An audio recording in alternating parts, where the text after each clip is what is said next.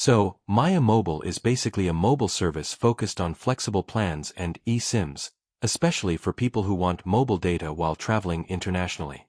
The marketing makes it sound incredibly convenient, but there are a few things worth knowing. The biggest advantage is flexibility. You can get an eSIM without needing to visit a physical store, and depending on the plan and destination, it can be a convenient way to stay connected while traveling. But here's the catch. Coverage and network performance depend heavily on the country you're visiting and the local network's Maya Mobile uses.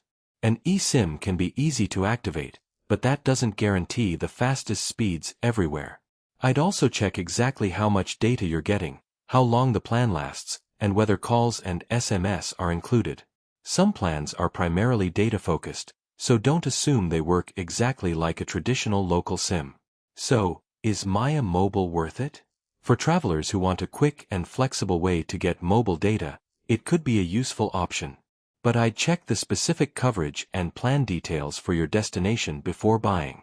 Overall, Maya Mobile looks convenient, but the real value depends on where you're traveling and how much data you actually need. Thanks for watching. Don't forget to like and subscribe for more videos.